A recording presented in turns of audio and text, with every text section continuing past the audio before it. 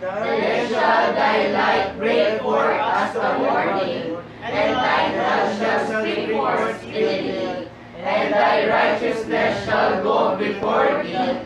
The glory of the Lord shall be thy reward. Then shalt thou call, and the Lord shall answer. Thou shalt cry, and he shall say, Here am I. If thou take away from the midst of thee the yoke, the putting forth of the finger, and speaking vanity.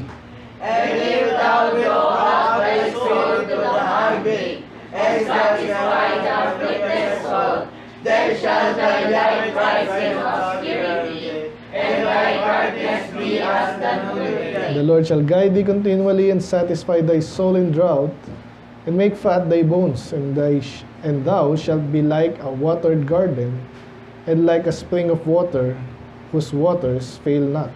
And they that shall be of thee shall build the old waste places. Thou shalt raise up the foundations of many generations, and thou shalt be called the repairer of the breach, the restorer of paths to dwell in.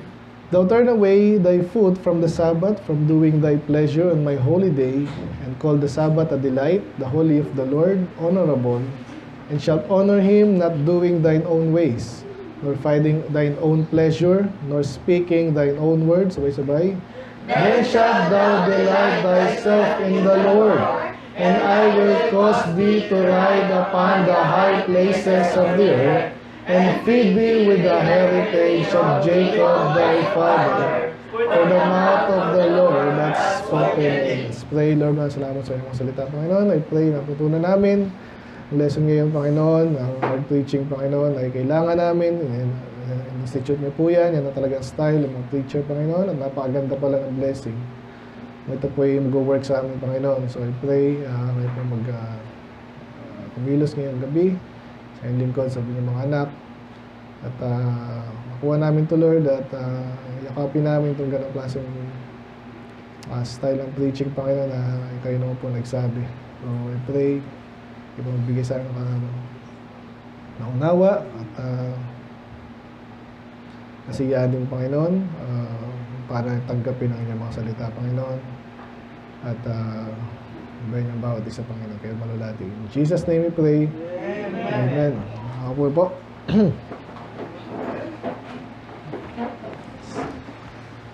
Okay, good evening po sa lahat. Again, as usual, review natin yung mga last four. Isaiah 54, the heritage of the servants of the Lord. Of course, ito yung mga pamana, mga rewards. So, lingkod ba kayo ng Diyos? Kayo makapagsabi niyan. Actually, ang pangit din na yan agad dyan. Iba, lingkod ng Diyos. Pero, so, you have your whole life. Kung nahiya kayo sabihin niyan, at least, ano pa kayo, tinatablan. Pero, hindi yan madali. Hindi yan something na do yung iba, lingkod na ng Diyos. Hindi naman. So, pero yan ang dapat ating target. Man, goal in life, maglingkod sa Diyos. Hindi normal sa tao yan. Okay. Actually, gusto natin tayo paglilingkodan, pero anyway, sana naalala nyo po yun. And then, the Word of God shall accomplish and prosper, Isaiah 55. Yung salita ng Diyos yan, no? Kaya hindi ka manghinayang, gawin mo lang, sabihin, pangaral. And then, a house of prayer for all people, so God's call for inclusion. Or, ano ba yung sabi ko niya? Universal call for inclusion. Kasi hindi kasya eh. So, hindi po tayo, kailan lang, may nag-post na naman ng kaibigan natin to, Baptist, taga Moraya dati. So, parang pinasabi niya sa post niya, parang yung mga bakla may pag-asa pa. Parang gano'n. So, anyway, ganyan naman ang karamihan pag di naturuan eh. Kaya siya sabi ng pastor na guest ni Corina Sanchez, sino man yun. May tama naman. Sino ba yun? Pastor Jeff. Anong church ba yun? Victory! Bira itong kaibigan natin. Pastor Victory. Kaya pala. Sikat ba yun? Hindi ko kilala. Ngayon kilala ko na. Channel 5. 10-5. Araw-araw.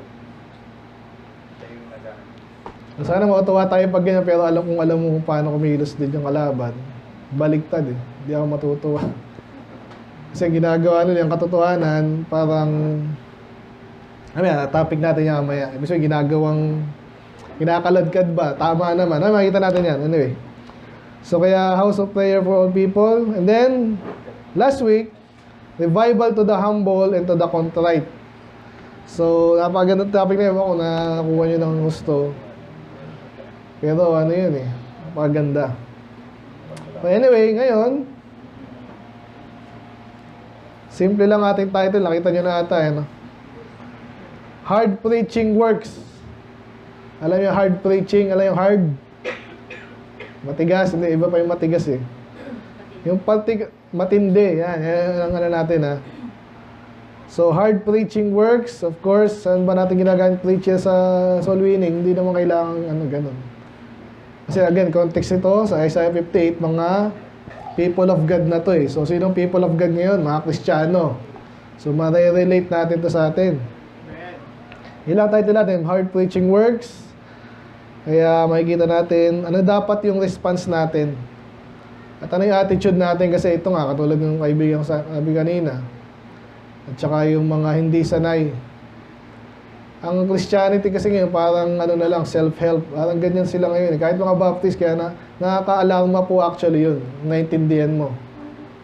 Kasi hindi dapat gano'n, na parang yun nga, kinakaladkad kayo. Ngayon, ganda yung meme, sabi ng meme, everybody is a Christian until it gets biblical. Nagets niyo ba? So, lahat Kristiyano, hindi sinabi sa Bible, sandali. Ito yung sinabi sa Bible. Huwag sa Bible, Kristiyano tayo. Ha? Nandun yung irony na yun, maniwala ka, kahit mga pastor Baptist. Pag andun sila sa topic na hindi mo sinasadya, pero minsan may alam ka talagang topic na talagang, katulad nga sa mga bakla, biblical yun eh. Sabi ng Pastor Jeff, yung Victory, may may ministry yan sa bakla. Yung kilala namin taga dyan, tinatanggi pa. Ano sinabi sa akin? Hindi naman ministry sa bakla, yung parang outside of daw yun. Ganun pa rin yun. Ba't ito nga bakla tinatarget nyo? Gusto nyo maging member nyo, bakla. Victory, hindi ka rin maagal. Hindi mo sila maisisi. Hindi nila alam eh. Buti nga ngayon, medyo nagigising yung iba. Kasi nga, Pride Month. Yung iba na, kahit mga unbeliever, bakit may Pride Month? Kahit mga unbeliever, nagigising, alam nila may agenda. At kailan lang, yun na nga, nagkaalaman, sa Amerika daw, may pinopondohan yung mga ganyang programa. Anong klase itong mga to? So, kaya lalong kailangan nating hard preaching. So, after nito, kaya nga nanginaya ko, wala iba eh. Kasi ang hirap naman, ulitin na naman ito. Ito, tamang-tama. Alam niyo naman, sinisiris lang natin Isaiah, di ba? Tapos napaka-importanting makukuha natin ngayon. Anyway, hard preaching. So, kaya nag-umpisa yan, cry aloud. Sinong kausap niya dito? So, wala sinabi actually. Pero, parang sinasabi kay Isaiah, pero kaya nga hindi niya sinabi, I believe. Kasi applicable yan sa lahat ng preacher. So, ngayon, sabihin ko lang, mayroon tayong preaching class dito. Ha? Sinabi ko naman sa ayos ito eh. Iba sa inyo, mahiyain. Pero pag nag-preach ka kasi, hindi naman sarili mo lang yan eh. Sino dito ang nakakasama ko sa soul winning, di ba? Sa fellowship. Nakita niyo ba, ganito ba ako magsalita pag yung mahataw ba ako pag... Hanggat maaari nga, kayo na lang magsalita eh.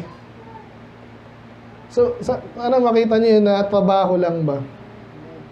Kaya ating ginagawa yung ganito, pati style, pati yung emphasis, andyan po yan. Kasi, ang sinasabi na salita ng Diyos, cry aloud! Ano yung cry? Hindi iyak yan ha, humihiyaw. Basta hindi lang humiyaw, aloud, malakas. So pag nag-preach ka pala, hindi lang normal yon, hindi lang prescribe, talagang ganun yun. Kasi again, iba yung soul winning, pinipreach natin yung gospel sa iba, hindi mo wala sigawan yun. Okay? Pero pag ang kausap mo na sa church, may mga bagay kang, mamaya makikita natin lahat dito yun eh. May in-emphasize ka, kaya nagtuturo ka, nagwa-warning ka. Yan ang preacher eh. Tapos para ka dyang, pinit-pit na luya. Yung iba, iniiwasan. Alam mo ba yung mga preacher, may mga iniiwasang bagay. Minsan pakinggan nyo rin. Matawa kayo. Makumpara nyo dito. Salit na sabihin, lagaya, basta kung anong kasalanan yan, fornication, adultery, hindi na tinutumbok yan. Baka silang takot i-touch yung subject. Sinisignal pa. Pati mga bakla, may nakarinig akong ganun eh. Salit na sabihin, bakla! Alam niyo yung mga ganun? Ganun. Yung mga gay, huwag niyo tatawagin gay yung bakla, ah. Dami siya, yung talagang tawag dun eh, no? Yung tawag natin yung sodomites. Yan ang sabi ng Bible. At kaya nire-relate natin sa Sodom and Gomorrah, kasi nga, yun naman talaga sila.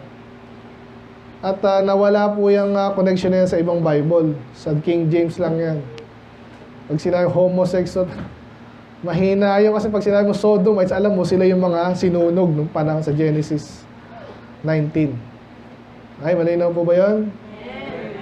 So, kaya hindi tayo gano'n. Kaya, doon naintindihan ko nga ng iba, pagbaguhan dito, ginagawang dahilan, ayoko na gano'n dyan, makinig dyan, kasi ganyan. Hindi nila alam yun nga exactly sinasabi ng salita ng Diyos. Kasi magwa-warning ka, para ka dyan, ikaw yung takot. Okay? Ano yung spare nut? Dito pa lang tatagal. Pag sinabi, alam niyo, spare na parang may iniingatan ka. Patamaan mo siya, pero wag siya. Sabihin mo to, pero wag yan. Hindi ganon. Pag spare nut, wag kang mag-spare. Wala kang papaboran. Walang subject na hindi ka itatouch. Obviously, yung mga meron din sa subject na yan, mahalay, kunwari. Talagang medyo nag-aano rin ng Bible dyan. Pero bandang ulit, tatouch pa rin natin. Sana nakita niyo yung pagkakaiba, no? And then, kung hindi pa sapat yung cry aloud, lift up thy voice. Like, at trumpet, narinig mo yung trumpet na, gano'n lang ba yun? Hindi, yun nga, pampaingay talaga. Ten-ten-ten-ten! Ibig sabihin, para siya marinig. Sa Bible, alala nyo yung two silver trumpets, di ba? Yun talaga yung pang-signal nila. Depende yon. Either nagtatawag, assembly, or pag may kalaban na. So, kaya, ang trumpet po, pang-tawag talaga yan. Kaya huwag kayo magtataka yung preacher. Talagang di lang nang gugulat, pero talagang kukunin yung attention nyo. Pag mayroong di nakikinig dito, ba't ka andito? Yung tanong. Amen? Amen, yung mga baguhan, syempre, gusto na natin nga dyan. Pero, normal to, hindi, kaya ito, mga nag-train ng preacher, pag pinatayo kayo dito, wala, yun na yun. Huwag kayo mahihiya, baka sabihin ako, mayabang eh. Hindi mo ka mayabang, pero, hindi inaalis yung karapatan na sumigaw. Amen? Amen ba? Amen. And show my people their transgression. Nako, anong yung sabihin nun? Eh, ano nga sinasabing spare nut kanina eh. Yung iba, kaya malambot mag-preach. Isang diretsong bagay, hindi masabi, papaikot-ikotin, nagmamarahusbis sa oras. Kasi baka masaktan siya, kasalanan yun. Yan ang kasi sabi, paano ipapakitang mali yun kung di mo sasabihin? By the way, yun nga sabi nga hard preaching, hindi lang ibig sabihin malakas yung boses. Okay, tandaan nyo yun ha. Minsan pwede ka, kasi si Pastor Padro, medyo nahina yun eh. Nagkasakit siya. Pero hindi ibig sabihin nung di ka na pero talaga andun yung malakas eh. So, hindi lang yan sa volume, sa intensity. Okay? Hard preaching. Kasi pinapakita mo nga eh. At dyan na nga natitisod yung iba. Kasi pag sapul na sapul ako, Pastor, eh, praise the Lord, sapul eh. So, nakakita ng bumabaril, pumapana ng hindi sapul. Gusto niya, pahaging lang. Unless warning shot yan. Pero hindi warning shot sa atin eh. Nag-aaral tayo. At mamaya makikita nyo pa later dito, babanggitin po yung mga klase ng tao na minsan mga parang Kristyano rin. Hindi ubra yung pasagi eh. Malala eh. Basta dito man tayo sa first, by the way, ito pala yung ating subdivision, no? Itong chapter na to na hatiin natin sa apat na bahagi. Itong number 1, ito yung method, paano mag-preach. Kaya inaano natin, binibigyan ng time. And then the house of Jacob, their sins, obviously yun din yun, show my people. Yung people niya, Jacob, Israel, sa panahon natin yun, mga Kristiyano. So, pakita mo sa kanila. Hindi yung, ay, mali ba to, Pastor? Pastor, ano, yung mga bakla ba, masama ba yan? Sumagot ng matagal. Pagkatapos ng sagot, di mo pa rin alam kung masama ba talaga o hindi. Kasi sa dami sinabi, hindi naman diniretso. May mga ganun. Kasi ba, ano ba, post-trib ba o pre-trib? Alam mo ba? May mga ganun sumagot eh. Ano ba talaga yung conviction? Ano ba kinakatakot mo? Kung mali, di mali. Pero dapat malinaw ka. Makita na nga natin yung trumpet. Naalala nyo yung trumpet sa 1 Corinthians 13.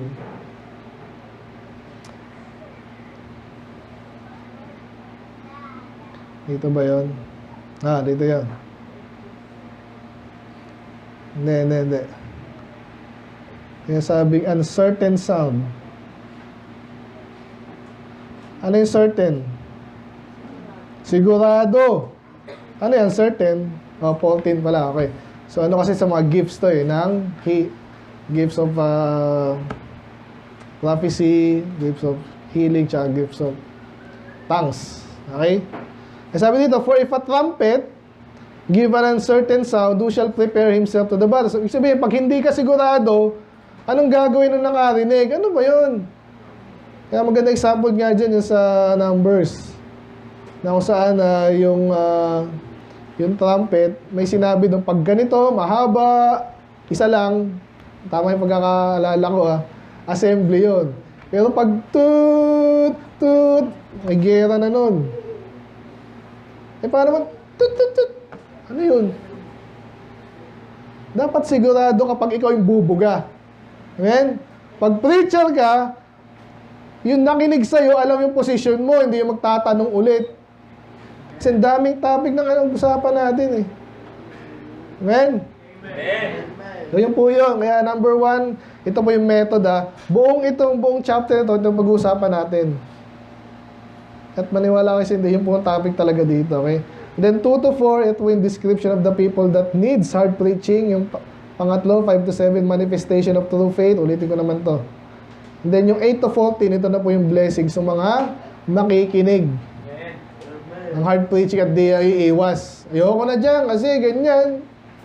Gumagaya nga, Soriano, ganyan din. Tsaka yung iglesia ni Manalo minsan eh. Kahit mga Katoliko nga eh. Ay kibanat na rin eh, kahit sablay eh. Tayo pa. Okay? So anyway, 2 to 4. Ito na po yung ito na yung sinasabi sa mga klase ng tao. Bakit kailangan hard preaching? Pastor mabait naman kami. Uy, sana nga. Ito po sabi, yet they seek me daily. Maganda ba yun? Hinahanap daw ng tao yung Diyos. Araw-araw. Maganda man? Hindi. Positive, di ba? And delight to know my ways. Gustong-gusto kong malaman. Mag-church ako. Kahit mga iglesia naman gano'n eh. As a nation that did righteousness. Ang ganda pa rin. Amen? And forsook not the ordinance of their God. Maganda pa rin. Hindi nila iniwanan yung ordinance. Sa ating mga Baptist, dalawa lang yung di ba? Yung ibig sabihin yung parang ceremony na observe natin, baptism, and then Lord's Supper. Ibig sabihin, walang tanong-tanong yan, gagawin natin yan. So sila ganun din yung panahon na to. Though marami na silang di ginawa eh. Pero at least yung iba gumagawa. Nag-church pa rin, nag-temple pa rin, kumakanta pa rin, pumupunta pa rin, nakikinig pa rin kunwari, bibis pa rin, tawag pa rin nila sa kanila, kami mga udyo, kami mga people of God. So hindi niniwanan to some degree. Pero ito sabi, they ask of me the ordinance of justice. Positive pa rin, no? So nagtatanong daw. Parang Soriano eh. Tatanong. Ito po ang aking katanungan. Kaso sablay yung mga tanong eh. Parang nanguuto lang eh. Dapat ang unang tinatanong, ligtas ka ba? Paano maliligtas? Ulit-ulitin mo hanggang maligtas ka, hindi ka makaligtas eh. Kung anong pagtatanong mo. Kaya mamaya, negative to. They take delight in approaching God. Ay, gusto ko yan. Yung mga friend ako sa Facebook, Catholic eh. Amen, amen. Tapos magpo-post ng rebulto. Tapos, ang talinhaga pa eh. Ay, basahin ko kaya. Hindi na. Parang, oh Virgin Mary. Oh Jesus. So, meron din gusto rin lumapit sa Diyos. Pero tingnan nyo to. By the way, bago tayo pumunta dyan, mga Baptist din. Amen? Bible quiz ako. Bible. Okay naman talaga kasi sabi ito problema. Wherefore, bakit? Okay, wherefore, for what reason? Have we fasted? Bakit tayo alam niyo yung fast pala? Ano yung fasting? Nagpapalipas ng pagkain. Palipas ng gutom para mali.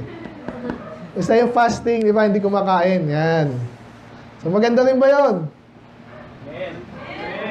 Lalo kami, di ba? Hindi. Ang fasting, sabihin ko yung pinaka-definition niya na, denying the self to strengthen the spirit. Andaan niyo po yun. Kasi madalas yung makikita yung fasting sa ano. So, pag may panalangin sila, especially, may ihingin sila sa Diyos, di-deny nila yung sarili nila na pwede naman silang kumain. Pero para lalong, may sabihin, afflict your soul. Okay? Pero ito yung sabi nila, that thou seest not. Ulitin ko wherefore have we fasted, say they, and thou seest not. Bakit pa kami nag-fasting? Hindi mo naman nakikita. Kasi picture nyo na ito mga parang religious outwardly religious. Active, umaaten, Bible, napakitang sila, maka-Diyos. Pero nagtatanong pala sila sa Diyos na parang hindi mo nakikita. So nakikita nyo yung negative. Ibig sabihin kasi yung fasting po kasi, by the way, sa New Testament, kaya banat na naman to sa Victory, saka yung mga yan, alam nyo yung mga Victory, tsaka kung ano yan, pinagmamalaki nila fasting sila. Against sa Bible yun, sinabi mismo ni Jesus, when thou fastest, huwag niyong papaalam sa ibang tao nag-fasting ka. O ba't pinapaalam nila? Kasi hindi sila nagbabasa ng Bible. Warning po yun. Kasi isa sa mga pagpapakitang tao, lalo spiritual, fasting po yan eh. Totoo yun sa Old Testament, totoo yun sa New Testament, totoo yun ngayon. So talaga mag-fasting kayo, at makikita natin yung tamang fasting mamaya. Amen? So bakit ba nag-fasting? Hindi naman nakikita ng Diyos. Wherefore have we afflicted our soul? Yung afflicted our soul, parallel sa fasted. Kasi nga naman, pag hindi ka kumain, sino masaktan? Yung sarili mo. Kaya minsan ayaw natin gawin yan. Yun na dapat. And thou takest no knowledge. Ganun din, parang hindi daw alam ng Diyos. Pwede bang di alam ng Diyos yun? Kasi mga papansin po to. Tandaan nyo po yan, tinapattern ko hanggat maaari sa inyo. Kaya kahit Baptist din, hindi tayo nakikiganyan. Sa palagay nyo, bakit? Baptist ka rin, oo! Salamat sa Diyos, Baptist tayo. Pero hindi mo kailangang pangalanda ka niya dahil pinirma ni baligtad. Amen. Behold, in the day of your fast, ye find pleasure. Tignan nyo ba yun? Pag kayo daw nag-fasting, ang saya-saya nyo, okay sana yun eh. Sabi nyo, to exact all your labors. Kung sabi na exact, adjective yun, exacto. Pero itong exact dito, verb. Ano yung sabi na exact? Magaling dito sa English. Tagalogin natin. Makikita mo to kahit sa nabasa ko to sa dyaryo eh. Nag-aabang ako dati sa bangko. Nasaan na? Ay. Tingnan ko kung tama sa Tagalog ha. Anong verse tayo? Ayan. Inyong hinihingi ang lahat ng inyong gawa, hinihingi lang. So, pero pag sinabing exact, ay ginamit din niya kung naalala niya sa Nehemiah tayo. Sinisingil. Ay, kaya kulang na naman yung Tagalog. Pa sinabing exact, sinisingil. Hoy! Alam mo ba na nag-fasting ako, Lord? Ikaw, alam mo ba nag-fasting ako? Spiritual ako. Nakikita siya ba yung sinasabi dito? Tama ba yun, mali? Mali. Nakikita niyo na yung sinasabi dito. Kaya lalo kailangan heart preaching. Sakto. Ba't di alam ng mga taga-Victory, kahit minsan mga baptist, ba't nakikibaptist day sila? Baka hindi na rin heart preaching. Dapat di kayo mapansin! Hindi nga ata naririnig yun. Gusto mo magpapansin? Alam na natin yun. Naalala ko yung mga bata pag nag-aasahan. Papapansin ka. Mga bata yun. Yung konsensya nila, sinasabi nila, mas magpapansin. Sa mga baptist, magpapapansin. Kailangan pasabihan. Hindi din yung sinasabi ko. Kaya importante yung heart preaching. At kaya nakaka-offend din niya. Kasi pag hindi nila pinipraise, narinig mo dito, kala mo, napakasama na nito. Eh, paano maraming topic tayong kailangan pag-usapan? Kailangan, boom! Ngayon, nasa umpisa pa lang po tayo, ha? So, ingatan niyo po ito. Again, sinabi na ni Jesus yan, sa Old Testament, gano'n na rin. Parang ang feeling ng iba, hoy Lord, ginawa ko to, ginawa ko to, ginawa ko to. Sinisingil sa Diyos. O, ito pa. Related pa rin po ito. Sabi niya, behold, ye fast for strife. So, fasting pa rin. So, again, yung fasting, spiritual activity dapat yan. Isa sa pinakabanal na gawain. Kaya nga pinagmamalaki ng iba, so nabaliktad. Pero sabi dito, kayo nagpa-fast kayo para sa strife and debate and strife. Nag-aaway-away, debate. By the way, napansin niyo ba, hindi ako nakipag-debate? Sa King James, malinaw po ang debate, masama. I-search nyo lang yan, lahat negative. Eh, ba't may mga Baptist na nakipag-debate? Soriano, dyan sumikat, hindi niya alam yung Bible. Ba't may pagdebate? Para magpagalingan. At pag na ikaw yung magaling, sumagot, kahit bastos ka, nagbastusan na kayo, ay, doon ako. Yung mga sasama doon, ganun din. Pinaandaran ka lang magaling. Ang lalakas mong asaran, di ba? Edify ka ba doon sa... Nakikinig nyo ba minsan yun? Nakikinig nyo, kung sakaling makinig nyo, maniwala kayo, sana huwag kang umanga. Minsan matatawa ka din. Kaya sabihin ko na sa inyo, pag ano ba yung... Eh, basta ikaw nagkaturo ka din, pero ganito. Kunwari yan, si Cyrus. Sinong pastor mo? Debatehin ko yun. Tama ba yun? Ano, nakita mo ako yung tama? Hindi na. Mag-aral siya, sa kanya yon. Narinig niya ako. Marinig niya rin yun. Sapat na yun. Hindi pupuntahan natin yan. Ano? Ganun surya, napakayabang. Problema, may baptist na pumatol sa kanya. Kaya, may kwento si Pastor Lito na gano'n, na parang inano siya. Hindi naman siya yung nakipagda, pero sinet up siya, bad. So, binabible study niya to, pero may mga kausap rin na ibang sekta, parang fourth watch yung laging sabi niya. Pagpunta rin Pastor Lito, sinet up na siya. O, sige, paano natin malalaman kung sino tunay sa inyo? Magbudibante kayo, paano? Yun yung gagawin sa akin yun, ha? Kaya kung sakaling ginawa niyo sa akin yun, makikita niyo rin. Anyway. So anong kinalaman ng fasting sa strife? Yun nga po eh. At may nabasa akong libro, tinalo niya pa si Jesus daw. Chinese yun. Alam niyo ba yung point? Sumikat yun eh.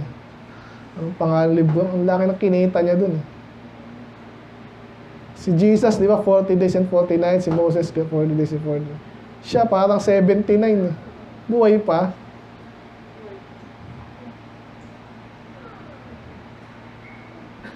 Mas magaling ako, 79 days ako nag-fasting eh. Hindi mo dapat pinapaalam yan eh.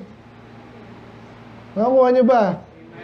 Sana ako, kaya sabi dito, yung fasting na ginagawa nila para may pag-away, para may pag-debate, itong maganda, and to smite with the fist of wickedness.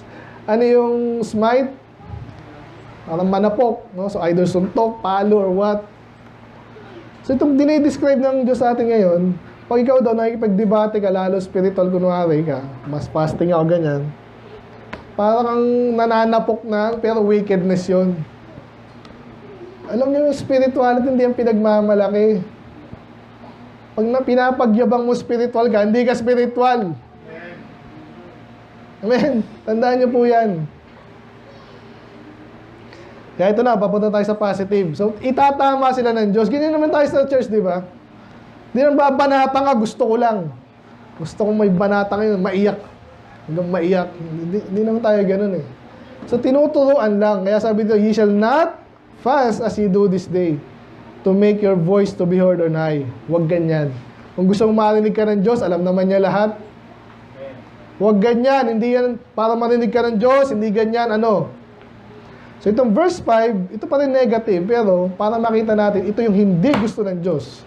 And then yung 6 onwards, ito yung gusto ng Diyos. Okay, sabi dyan, Is it such a fast have I chosen? Ito ba yung pinili ko? Tinatanong tayo ngayon.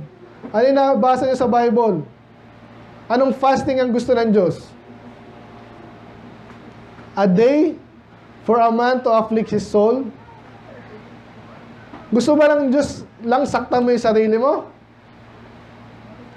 Hindi yun. Pero yun ang kasama kasi ng fasting yun eh. Pero hindi yun. Hindi yung pinaka-end goal. Is it to bow down his head as a bulrush? Ewan ko ano yung bulrush, pero lagi nakabanggit na basta halaman.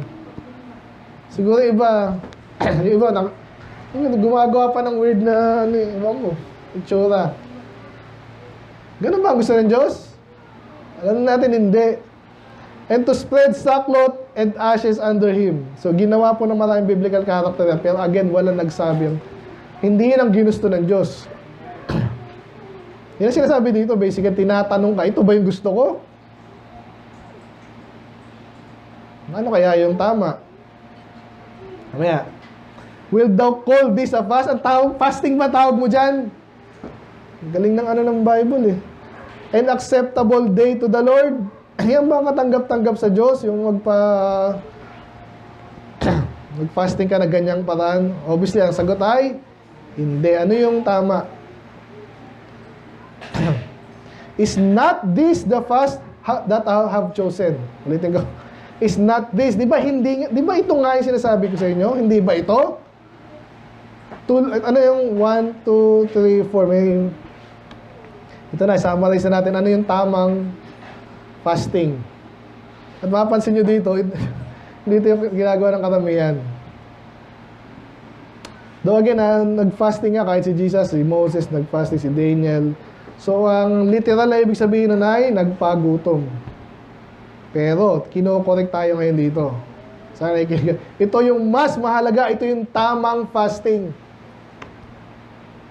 Number 1, to loose the bands of wickedness. Ano yung ibig sabihin ng loose?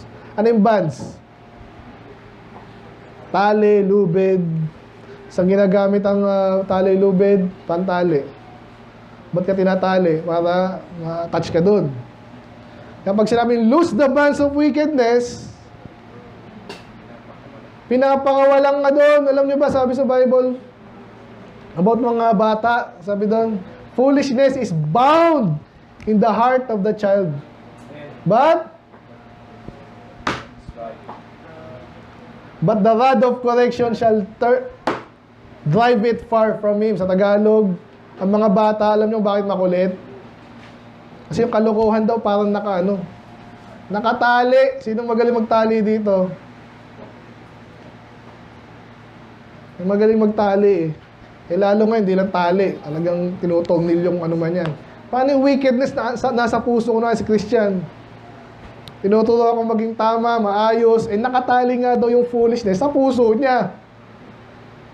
Kaya ang hirap magturo.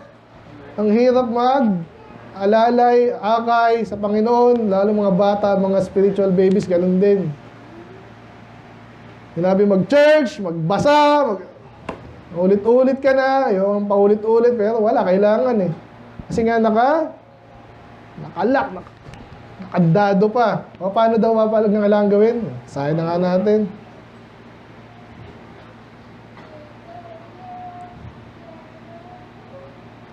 Related naman, kaya...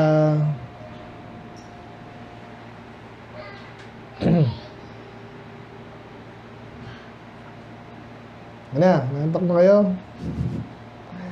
Foolishness is bound in the heart of a child, but the rod of correction shall drive it far from him. So yung kailangan daw gawin, yung foolishness para daw lumayo sa bata, kailangan mong sabihin nyo, ready, go. Paluin. Hatawin, di ba? Again, wag lagi ha, pero yun ang paraan ng Bible, tsaka ng ang tigas ng ulo nito. Wah! Ay, masama yun. Karamihan ng ano, ganun. Ay, masama, ang sama, sinabi ng Bible. By the way, walang magsasabing ibang tao dapat sa atin na mas mahal pa nila yung anak natin. Hipokritoan yun. Pag may nagsabi kung sinong politiko, ano ba yun, psychologist na yan, napaka-hipokrito ng mga yan. Mas mahal ko ang anak ko kaysa sa'yo. Huwag kang mapagkunwari. Pero ba't ka pinapalo? Una, sinabi ng Bible, yun ang tama, yun ang mag-aalis sa kanya ng kalokohan niya. Amen? Ang ganda ng ano ng Bible eh. Paano mahatawin? Ibig sabihin, maintindihan ng bata, mali pala yun. Kaya balik tayo dito.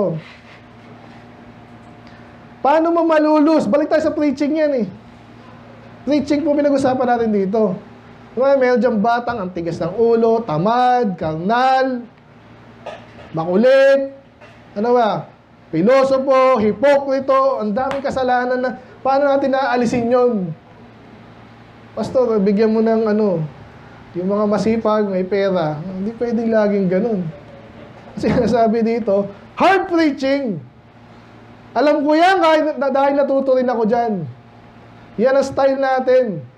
Yan ang tama. Huwag kang masama ang loob sa preacher pag kinokore ka.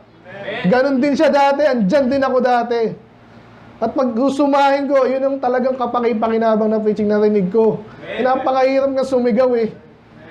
Ang sabi sa inyo, sino bang gusto sumigaw? Alam, kilala niyo ako pag magkasama tayo hanggat maaari, kinoconserve yung aking boses. Dahil una, hindi ko talaga hilig.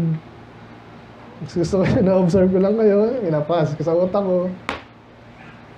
Pero pag andito ako, kailangan kong gawin to. So number 1, anong fasting kailangan natin? Mawala yung wickedness, yun ang gusto ng Diyos. At ginagawa yun ng heart preaching. Bukod sa aral, hindi lang sigaw eh. Aralin mo yan. Yun ang goal natin, mawala yung wickedness sa atin unti-unti. Amen? Kahit pa nakatali pa yung nakandado yan, lang pakialam, kaya ng hard preaching yan. At saktong preaching din. Ano pa? To undo the heavy burdens. Ano kaya yun? Alam niyo yung ibang mga preacher, ano lang yung mabigat ba ang puso mo ngayon? May problema ka ba? Isa yun, pero ang babaw nun. Again, balik tayo sa context. Ano ba nagpapabigat sa atin? Kasalanan na naman. Di ba? Yung sinabi ni Paul, pag ikaw daw tumatakbo, sabi doon, alisin mo yung mga nagpapabigat sa'yo at yung kasalanan. Yun ang sinabi doon. Basahin na nga rin natin.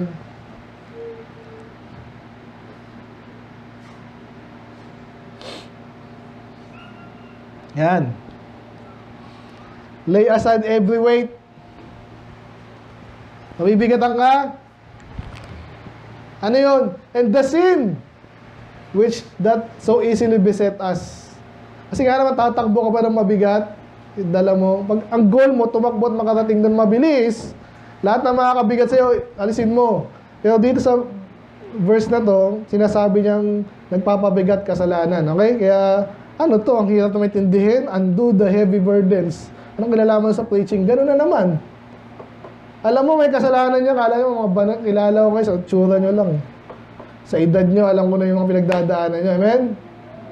Normal yun. Eh, paano nga yung pastor? Ayun, preaching na naman. Dahil alam mo, may nadagdag sa inyo mga kabigatan, dahil yan, alam mo yung mga yan, di nag-church, nagtatamad mag-church, may iniipong kasalanan yun. Ano nga ayaw mo sa church? Mamaya, makikita pa natin ito, naganda nito eh. Ba't ayaw church? Eh, mayroon po akong fill in the blanks. Para saan? Anong masahalaga pa dito? Sige nga. Kaya, isa mga ano ng pastor, yung gano'n, yung parang, kailangan pakiusapan yung tao, parang makinig yung salita, parang, baligtad eh, pero kailangan, sagad. Kaya, undo the heavy burdens, obviously, yun ay parang gano'n din, kasalanan, yung kasalanan, nagpapabigat, through hard preaching, mawawala yun. Gagang kasi naintindihan, ay mali pala yun, sige, alisin mo na naman, ay mali rin pala yun. Ang dami ka na naalis, meron pa. Paano magagawa ng preacher yun na alisin niya yun? Yun ang mahirap. Tatamaan mo yun. Pupunteriyahin mo yun. And to let the oppressed go free. Ano kaya ito? Basta maraming sa kulungan, palayain natin. Ang sabi dyan, di ba? Sino oppressed nga? Si Duterte. Pastor, kailangan magano tayo. So, magwelga tayo. Para mapalaya yung oppressed. Yun tama. Again, in context, sino naman to? Hard preaching ang topic. Sino ino-oppress? Na dapat makalaya.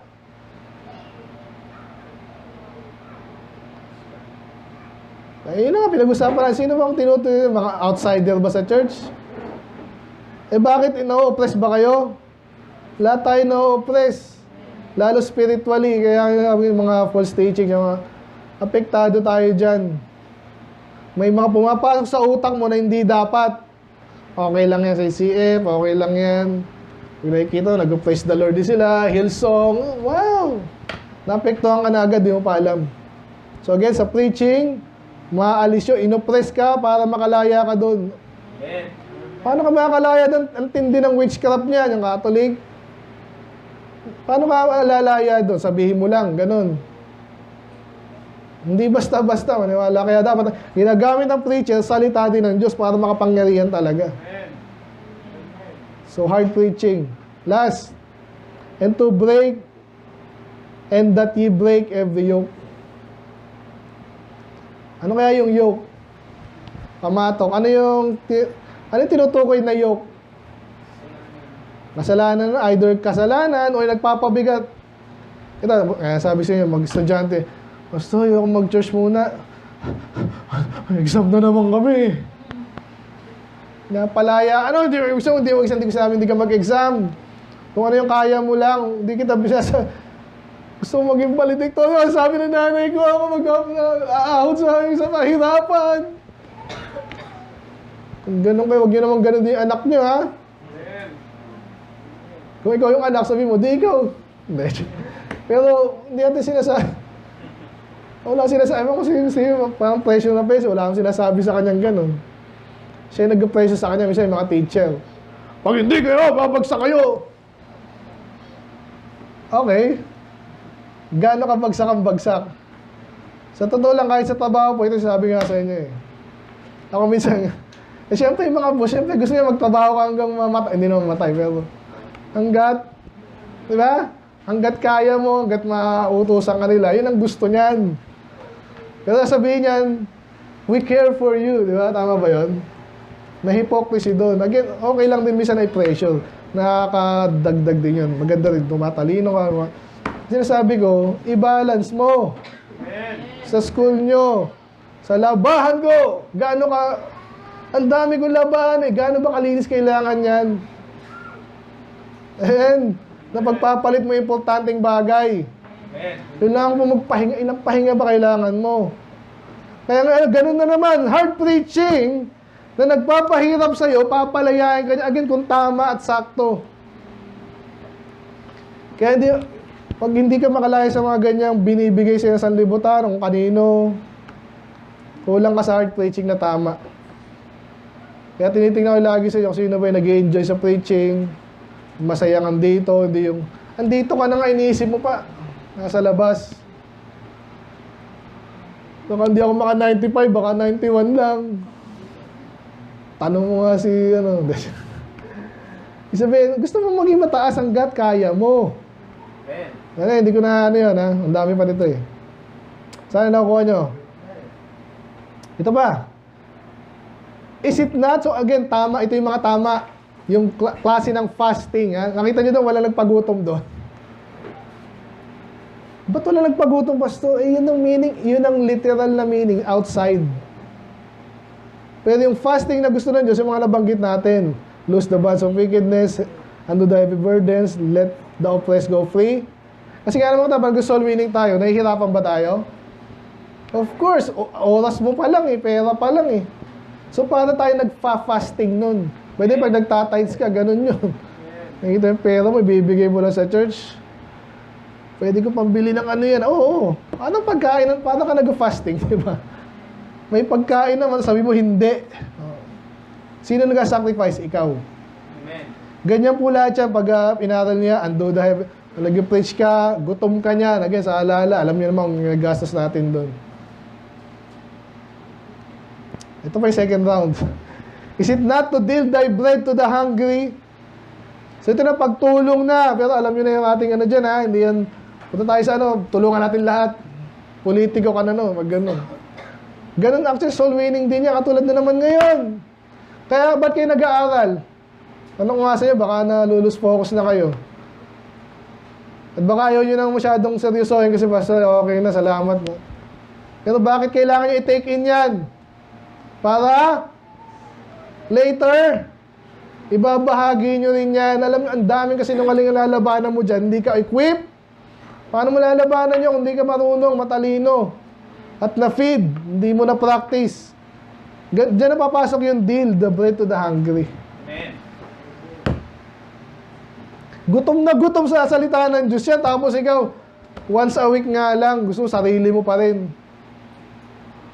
Hindi nyo ba? Amen. By the way, humihina yung soul winning natin medyo. Kasi nga, nag-iisip na iba sa inyo. Yung iba naman, hindi nagagaya. Ba't ka gagaya? Kanina ka ba nakatingin? And that thou bring the poor that are cast out to thy house. So, ganun pa rin yun. Mahirap daw, tulungan mo. When thou seest the naked. So, yun yung mga sign ng kahirapan eh. Walang damit, walang pagkain, walang bahay. That thou cover him and that thou hide not thyself from thine own flesh. Nagtatago na. So, kaya, alam mo ba si Pastor, pag Pastor, ikaw pupuntahan eh. Expected na lang itutulong kasi Pastor to eh. So again, disadvantage na naman yun, pero you still help. Amen? Amen. Pero again, tama lang. Kasi maaabusuin ka niya mga yan. Okay, tuloy lang natin. Ito na.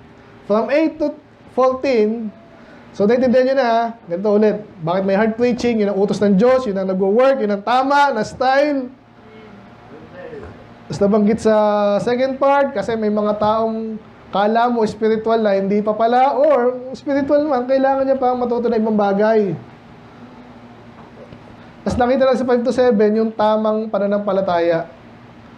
Pag tama ka sa Diyos, ganito, yung definition mo ng fasting, tama din. Hindi basta maggutom, nagutom na ako, ang laki ng paglilingkod ko sa Diyos, nagutom ako. Hindi yun.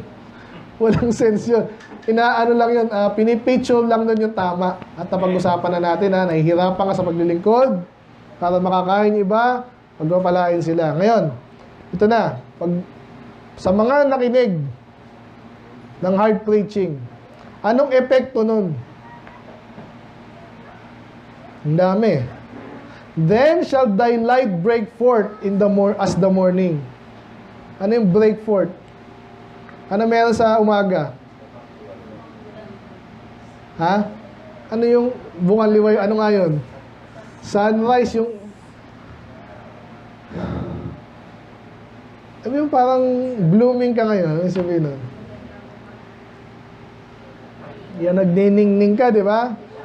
Sabi, let your light so shine before men that they may see your good works and glorify your Father which is in heaven. Ganyan dapat tayo. Hindi yung pag nakita ka, naaasar na sa'yo.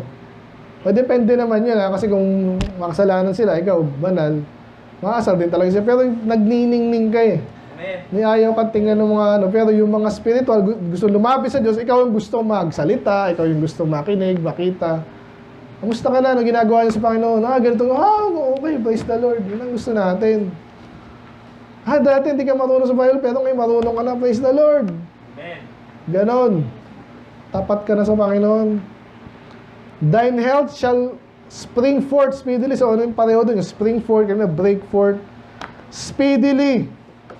Pag ikaw daw, nasanay ka sa hard preaching, nakikinig ka, tumagal ka doon, ang paglago mo rin, mabilis. Kasi nga, hinayaan mo na masaktan ka sa una, pero yung pala makakabuti sa'yo, mas mabilis kang lalago, and thy righteousness shall go before thee. Ay sabihin na, paulit-ulit po yung before thee, di ba? Go before thee sa Proverbs. Ano yung sabihin nung pupunta sa harapan mo? Mauuna sa'yo. Anong gagawin na nauna sa'yo? Ha? Protekta, ililid ka.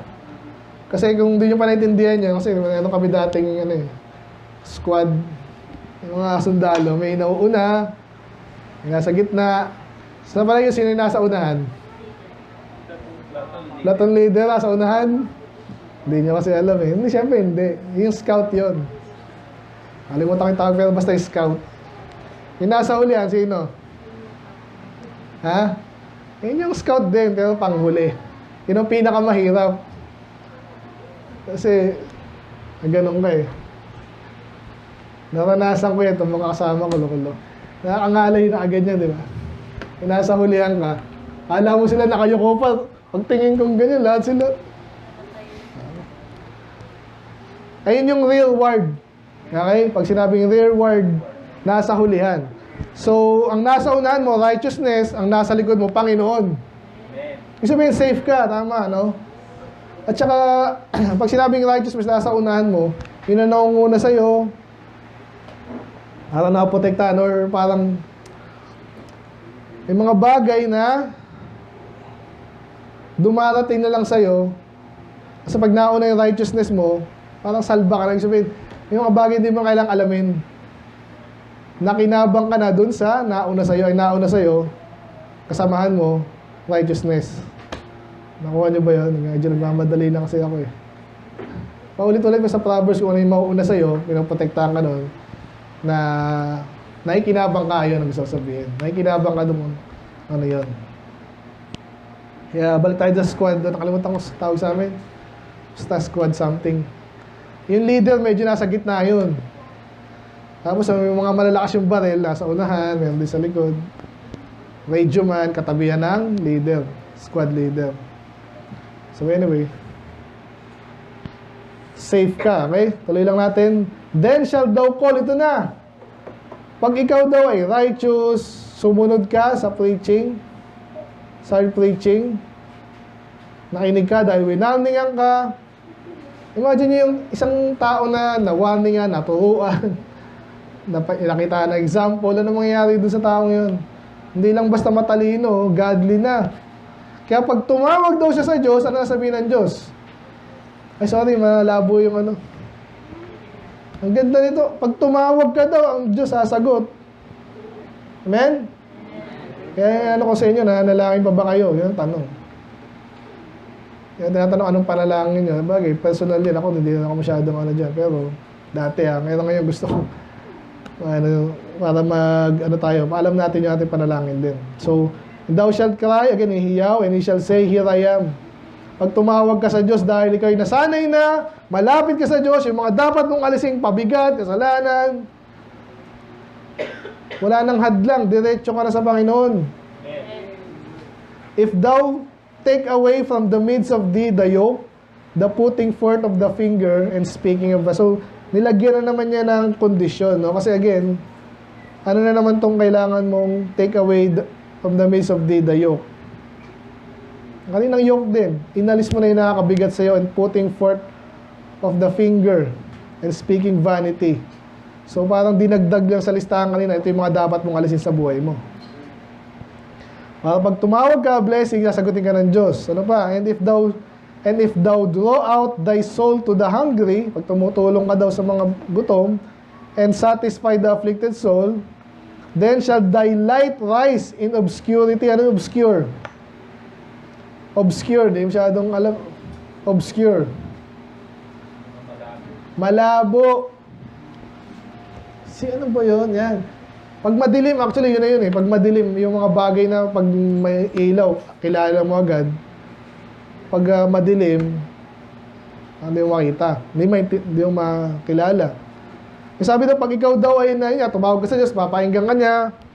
Pag tumutulong ka na, then shall thy light rise in obscurity. Ibig sabihin, ang linaw ng ginagamit talaga ng Diyos to. Hindi yung pakitang ewan lang. Ang nagsasabi siya, ginagamit niya ng Diyos kasi siya yung leader ng ganyan eh. Hindi, pag iba yung salita, iba yung ministry po ng totoong lingkod ng Diyos at malinaw. Amen? Hindi mo kailangan ipilit. And thy darkness be as the noonday. So yung kadiliman mo parang noonday. So talagang liwanag mo.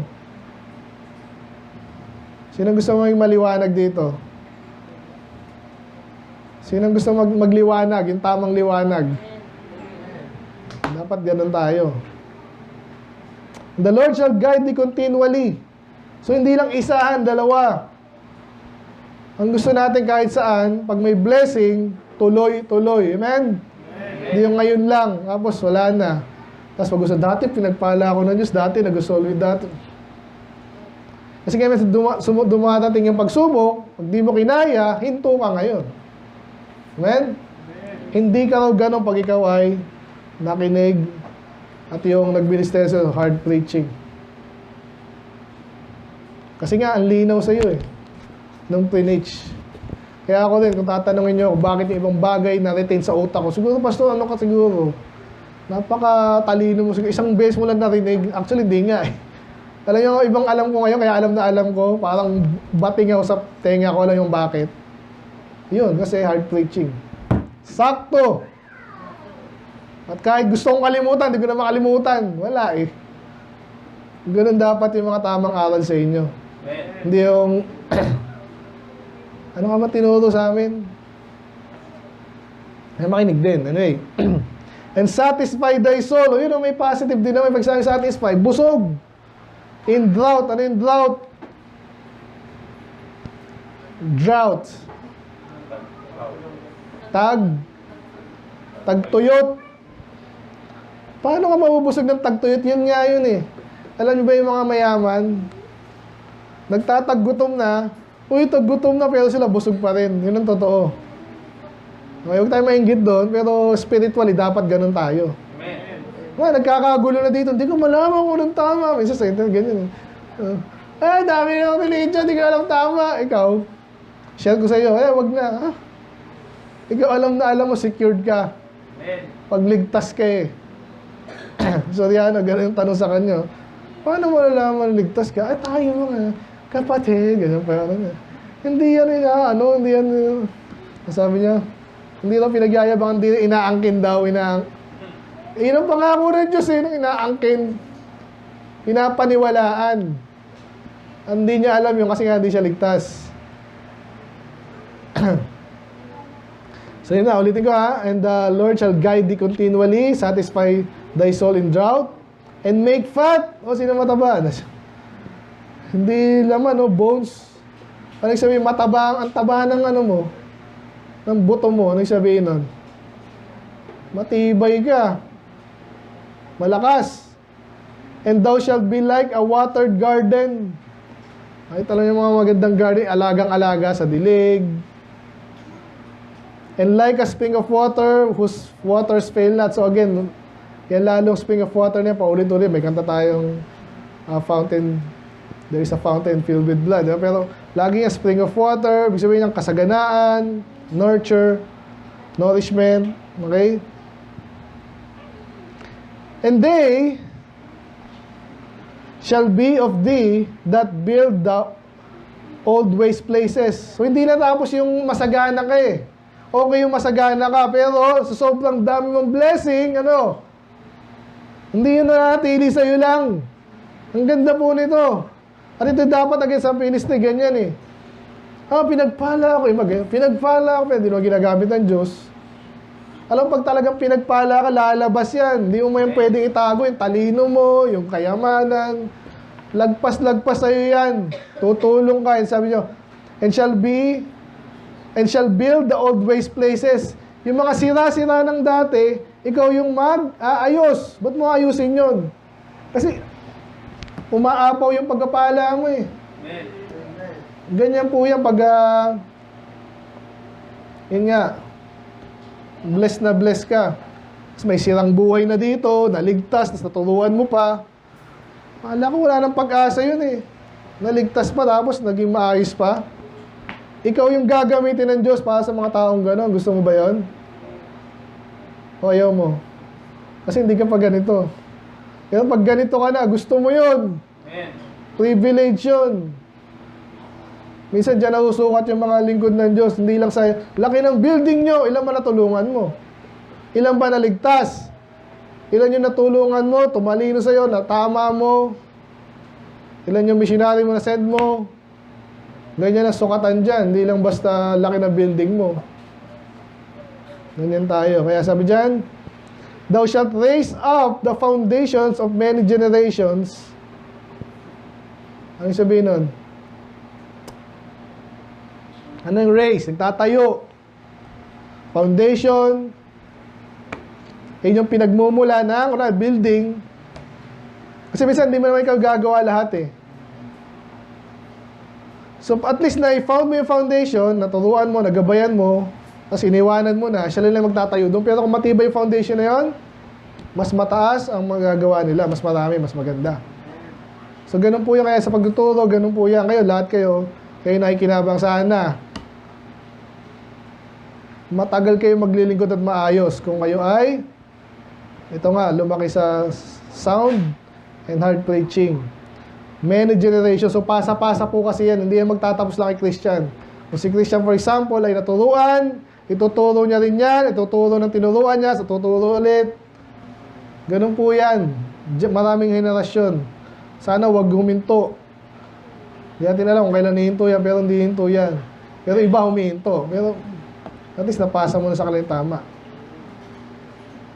Yun, nakita niyo yung blessing. Kilala niyo pa ba yung ninuno niyo? Bihira yung ganun. Pero pag maganda yung legacy ng ninuno nyo. By the way, again, hindi nga sa lahi yan. It's sa church.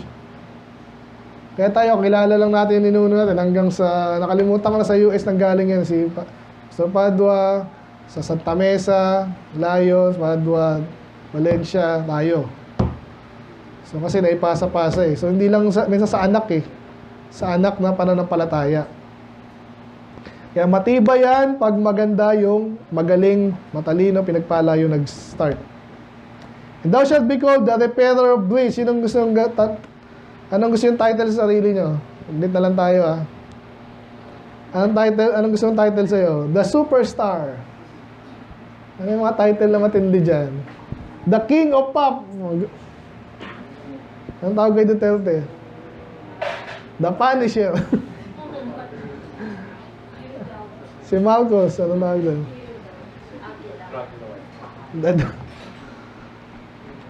Sino yung matindi mga ganyan? The repairer of bridge. Parang pangit naman nung taga-repair lang. Pero kung naintindihan mo yun, blessing yun.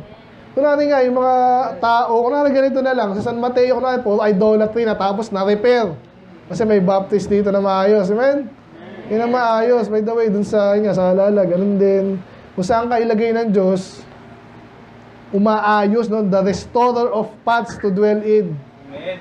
Again, yung mga walang maunlad na bayan kung walang kalsada. O sino maglalagay ng kalsada? DPWH. Okay? Pero hindi rin eh. Alam mo sa mga bansang may nag-explore muna nun. At siya yung magsasabi, uy, mag-invest tayo, ganyan.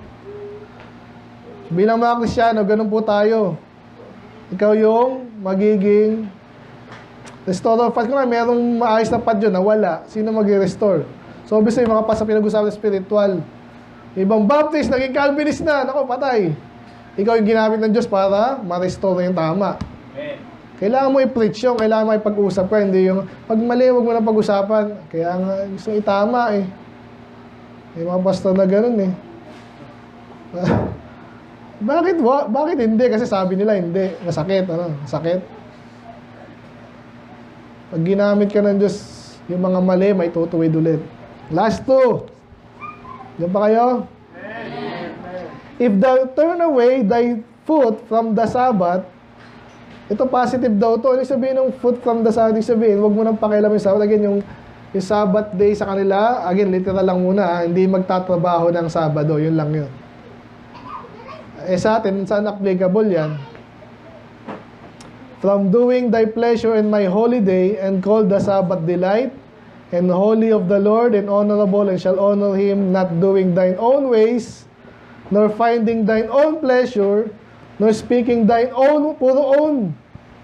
Alam nyo, dyan yung, natakil na rin natin ito kung hindi ko magkakalang saan. Pero yung Sabbath, yan po yung rest. Ano yung rest? Hindi lang physical at Sabado. Kaya sabi ng Catholic, yung linggo na ngayon ng Sabado, ha? Hindi natin kailangan magtalong anong araw tayo. Kasi kaligtasan yan, ito po yung kabaligtaran ng works-based salvation. Amen. Yung tinuturo na iba ngayon na kailangan ganyan ka lumulusot siya kahit sa mga baptist. Kailangan magtigilan mo yung kasalanan mo. Dapat ganyan para maligtas ka. Maling-mali yun. Dapat ma-maintain daw natin yung Sabbath. Ibig sabihin, yung kaligtasan, ganun pa rin. Free, sa gift, kailangan mo lang tanggapin. Ayan po yan. Tingnan nyo ha, kung hindi nyo nakuha, ulitin ko. Yun ang meaning yan, and then ulitin natin. You know? If thou turn away from, ibig sabihin, huwag mo nang papakialaman yun, yun ang turo eh. From doing thy pleasure in my holy day. Ibig sabihin, natutuwa ka pag naipapangaral yung Sabat ng Panginoon, yung kaligtasan ng Panginoon na libre nga. Bakit ka matutuwa doon, Pastor? Libre. Oh, yan. Kaya nga good news eh. Hindi ka dapat maligtas na lahat tayong makasalanan tapos biglang libre lang. Kaya good news yun. Yung mga pakialaman yun, ano pa? And call the Sabbath thy day. Kasi natutuwa ka pag may naliligtas at may... Iba kasi iba ganito yung practice iba. Kaya ayaw nila ng madali. Ang dali naman nun, naligtas. Ba't ayaw mo nun? Maayawan yun. Anong gusto mo? Impyerno. Dahil mahirapan sila. Ako nahirapan. Patay, baka di ka maligtas. Anong mayroon sa kaligtasan? The holy of the Lord, honorable. Pwede mo i-relate yan. Kasi nga, kaya libre po ang kaligtasan kasi hindi mo kayang bayaran yon. At pag iniisip mo na kaya mong bayaran mo, parang yung Diyos parang hindi na nagiging banal. Kasi parang ikaw na yung nagiging, yung kumikilos, ikaw na yung nagbabayad ng kaligtasan mo sarili. Okay, sana nakuha niyo yun. Nagmamadali tayo, pero pwede mong i-relate lahat to sa kaligtasan. And then shall honor Him, not doing thy own ways, own pleasure. Kasi hindi ikaw nagpapauso ng sarili mong aral. Tandaan niyo po yung kaya ito malakas ang loob natin. Kasi yabang, hindi mo yabang kasi nakita ko sa Bible, malinaw, ipapangaral ko ulit sa inyo kahit kanino. Hindi ko sarili to. Tinanggap ko rin to na pinasa sa akin. Ang gusto ng Diyos yun, hindi ka makasarili, hindi sarili mong katuwiran, hindi sarili mong... Bakit ganyan yung style sa church? Kasi gusto ko ito, yung aking pabor sa akin eh. Ayaw ng Diyos yun. Anong kinalaman ng hard preaching? Ganun nga. Kasi normal po sa tao na makasarili. Gusto ko ako yung masunod. Normal po sa atin yan. Kaya kailangan ipangaral sa'yo, huwag ganyan. Huwag mo sarili mo. Bakit gusto ng iba ganyan ang style? Bakit yung mga churches ngayon, pag tinignan mo, parang bakit kaya ganun sa kanila? Alam mo na. Hindi yan, bakit nag-i-evolve? Ayaw nilang gamitin church, fellowship na lang. Para sa kanila, naluluma yung kapatanan ng Diyos. Yun ang utak yan eh. Kahit tanungin mo yung mga yan. Ba't hindi na kayo ganyan? Kasi mas maganda yung ganito eh. Sino nagsabi sa'yo? Bakit iba na yung Bible nyo? Kasi ito na yung bago ngayon eh. Ito yung maganda sa palagay ko. Bakit nila tinatranslate, binabago yung Bible? Kasi sa palagay namin, mali yan eh. Sarili mo na yun. Speaking thine own words. Amen? Amen. Ito last. Then thou shalt delight thyself in the Lord. Yun na. Alam niyo iba kaya gustong baguhin yung church? Kasi yung gusto nila, hindi nila nagugustuhan yung ibang bagay dito. For example, ayaw nila nung King James. Ayaw na nila nung puro Bible. Gusto nila ganyan. Kasi gusto ganyan. Pero pag binago mo raw yun, binago ka ng hard preaching, yung dating ayaw mo, gugustuhin mo na. Ikaw dapat mag-adjust sa Diyos eh. Imagine mo, So, baguhin na natin yan kasi parang ayaw na ng mga tao yan eh. Ganyan po yung, maniwala, ganyan po yung mga statement na mga ganyan. Ba't hindi nila ginagawa tong soul winning? Eh, kasi yung mga tao ayaw ng ganyan. Gusto nila, invite dito, pagandahin yung church. Sana, somehow, maligtas. Dahil sa ganda ng kantahan. Anong ba yun? Kaya binabago nila yung mga kapatanan ng Diyos. So, baliktad. Ngayon, pag ikaw do'y natuto, salita ng Diyos na dahil ayaw mo, igugustuhin mo na, delight thyself in the Lord. Oo ba? Masisiyahan ka sa Panginoon. Nung una, ayaw mo ng hard preaching, ayaw mo ng puro Bible. Pero pag naturuan ka na, yung pala, ba't ko ba yung inayawan nyo? Yung palang, excited ka na ngayon. And I will cause thee to ride upon the high places of the earth, and feed thee with the heritage of Jacob thy father, for the mouth of the Lord hath spoken it. So, dyan yung pagpapala, yun lang yung sabihin doon. Nakakala mo, naghihirap ka dahil nag-fasting ka. Alam niyo yung fasting na definition natin kanina, ha? Hindi basta gutom lang yun. Pag ginagawa mo yung fasting na tama sa Diyos, later, ikaw yung matutuwa. Amen. Kasi nakita mo, lang, nagpagal ka sa church. Kala mo, walang kwenta yung soul winning na yan, yung Bible yan. Kala mo, sa umpisa lahat naman ganyan eh. Gusto mo lang sarap eh. Pero pag inaral mo, saya pala nun, yung pala yung nag-brought about nung blessing. Na hinahanap mo na una, hindi mo alam kung paano darating. Pero sumunod ka lang, Bible, invite, challenge, encourage, Bible ulit, aral ulit, doktrina ulit, aral ulit. Kaya pala ganun. Pag dumating sa inyo yung ganun realization, yung pala yun. Bakit yung ibang churches nangihina, nagko-compromise, kasi inaayawan nila yung tama. Ikaw ngayon, nakikinabang ka sa labor ng mga nagtapat na lingkod ng Diyos. Kailan mo may realize yun? Sana mabilis, pero hindi pa lang pigiin. Hintayin mo lang. Tiwalaan mo lang yung, balik tayo sa una. Tiwalaan mo lang yung kaparanan ng Diyos. Ang preaching, sigaw, siyempre tama nakakahiya na may sigaw may mali, di ba?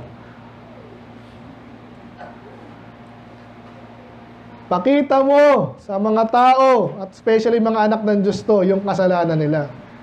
Yung iba dyan maaasar sa'yo, maniwala ka. Kaya pag na-realize yan na wala to dahil sa preaching, kung tamad ka mag-soul winning, tapos binanatang, tamad nyo mag-soul winning! Wala kang diwala sa Diyos, tamad nyo! Wala kang ganun. Tapos, sige na, soul winning na ako. Hindi sumunod ka. Doon mo na makikita yung fruit nun. Nung una, napilitan ka lang, nasanay ka na. Ang ganda pala ng ginagawa natin. Dati hindi ko na-appreciate yun. Yan. Doon mo na makikita yung blessing. Amen? Amen. Sana, amen. Sa title natin, Hard Preaching Works. Nakapagod, sa totoo lang. Pero kailangan eh. Tinitingnan ko yung mga mukha nyo, kailangan ko yung So, tagal na 1:40 na. Wala eh. Hindi na maulit to. Hindi, maulit siya pero mapapasagian natin. Pero hindi na ganulad ng ganito. Amen? Amen. So, the time, kunwari lang, dumating sa panahon na naaasar na kayo sa hard preaching, basta baka na, ito sana maintindihan nyo. Isa-isa sa atin yung sana maalala nyo pa to, kaya nga naka-record naman. Yun ang magbubunga ng blessing. Let's pray, Lord. Maraming salamat sa iyong mga salita. Pray, nakita namin yung paraanan. Marami pang ibang lugar na sinabi nyo rin na ganitong preaching. But dito sa Isaiah 58, Panginoon, napakalinaw. Hindi lang po sa pastor, pero especially sa mga pastor, Panginoon, na magpapastor, I pray na hindi namin kayang alamin lahat ng the best, formulate, kung ano man yan. Minsan kailangan namin sumunod. Makikita namin dito, ito pala yung kaparaanan, yung tama, yung ideal, ito po yung nag-work. So I pray na hindi kayo mapagod, matamarin, hindi kayo matakot sa mga mukha, Panginoon, minsan ng mga tao, na maasal sa amin, Panginoon. I pray na magsalamat din po kayo, magpasalamat. Dahil ito po yung ginawa niyo sa amin, ginawa ng mga lingkod niyo, Panginoon, sa amin, ginawa sa mga lingkod niyo sa amin. Tuloy namin itong practice na to, Lord. Appreciate, especially yung gumagawa niyo sa amin. At Kung merong nagpapahirap, nagpapabigat sa amin, nawa, ma-realize namin nga na ito yung kailangan pala namin. Even more. When makinig online, hanapin namin, basahin namin salita ni Lord. So dahil pa pwede sabihin, Panginoon, ba't kayo lang po yung kumilos lagi sa amin. Appreciate namin yung mga nag-preach ng hard preaching. Yung pala'y para sa amin pala yan. Kailangan po, Lord, kaya mag-guna natin. In Jesus' name we pray. Amen.